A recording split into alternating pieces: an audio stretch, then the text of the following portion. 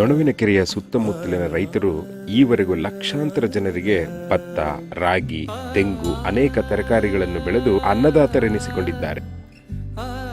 ಎಂತಹದ್ದೇ ಬರಗಾಲ ಬಂದರೂ 15ಕ್ಕೂ ಹೆಚ್ಚು ಹಳ್ಳಿಗಳಲ್ಲಿ 4,000ಕ್ಕಿಂತ ಹೆಚ್ಚು ರೈತ ಕುಟುಂಬಗಳು, 8,000ಕ್ಕಿಂತ ಹೆಚ್ಚು ಜಾನುವಾರುಗಳಿಗೆ ಜೀವಜಲದ ಪೂರೈಕೆಗೆ ಇರುವ ಒಂದೇ ಆಧಾರ ನಮ್ಮೂರ ಕೆರೆ, ನೊಣವಿನಕೆರೆ.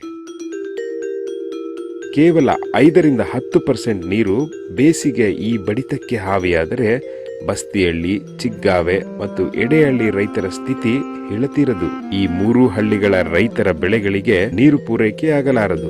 ಉರಿಯದಿರಲಿ ನೀರು, ಆರದಿರಲಿ ನೀರು, ಆರದಿರಲಿ ನೀರು, ಉರಿಯದಿರಲಿ ನೀರು. ಈ ಬರಗಾಲದ ಸ್ಥಿತಿಯಲ್ಲಿ ನಮ್ಮ ಕೆರೆಗೆ ಬರುವ ನೀರು ಕೇವಲ 10-15% ಕಡಿಮೆಯಾದರೂ ಧರ್ಮೇಗೌಡನ ಪಾಳ್ಯ, ಕುಡುಬನಘಟ್ಟ, ಕೊನೆಗೌಡನ ಪಾಳ್ಯ, ಅಡಪನಹಳ್ಳಿ ಮತ್ತು ಆಲ್ಬೂರಿನ ಈ ಹಳ್ಳಿಗಳ ರೈತರ ಬೆಳೆಗಳಿಗೆ ಹಾನಿಯಾಗುತ್ತದೆ. ಈ ರೈತ ಕುಟುಂಬಗಳ ಪಾಡೇನು? ಇವರನ್ನೇ ನಂಬಿರುವ ದನಕರುಗಳ ಗತಿಯೇನು? ವಸುಂಧರೆಯ ಮರುಭೂಮಿಯ ಆಗಿಸ ಹೊರಟ ಮರುಳನೆ ನಿಲ್ಲು. ಉರಿಯದಿರಲಿ ನೀರು, ಆರದಿರಲಿ ನೀರು, ಆರದಿರಲಿ ನೀರು, ಉರಿಯದಿರಲಿ ನೀರು. ಈ ವರ್ಷವೂ ಮಳೆಗಾಲ ಕೈಕೊಟ್ಟರೆ ನಮ್ಮೆಲ್ಲರಿಗೂ ಆಹಾರದ ಪೂರೈಕೆ ಇರಲಿ, ನಮ್ಮ ಜಾನುವಾರುಗಳನ್ನು ಉಳಿಸಿಕೊಳ್ಳಲು ಸಾಧ್ಯವಾಗಲಾರದು. ದಾಹವು ಸಾಗರಕ್ಕೆ, ಮೂಡದ ಹಂಬಲ ಈ ನೆಲಕ್ಕೆ. ಒಂದು ಹನಿ ಶೇಖರಿಸು, ಬೇಕು ಜೀವ ಜಲ ಜೀವನಕ್ಕೆ.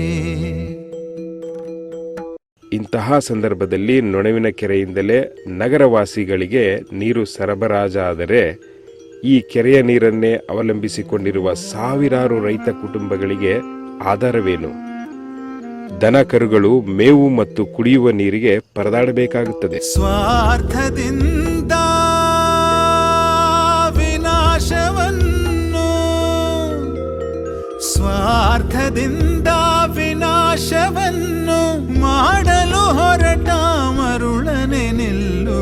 ಉರಿಯದಿರಲಿ ನೀರು, ಆರದಿರಲಿ ನೀರು, ಆರದಿರಲಿ ನೀರು, ಉರಿಯದಿರಲಿ ನೀರು.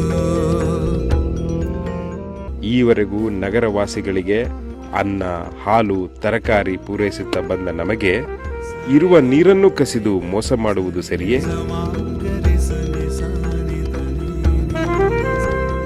ರೈತ ಕುಟುಂಬಗಳನ್ನು ರಕ್ಷಿಸುವುದು ನಗರವಾಸಿಗಳ ಜವಾಬ್ದಾರಿಯಲ್ಲವೇ?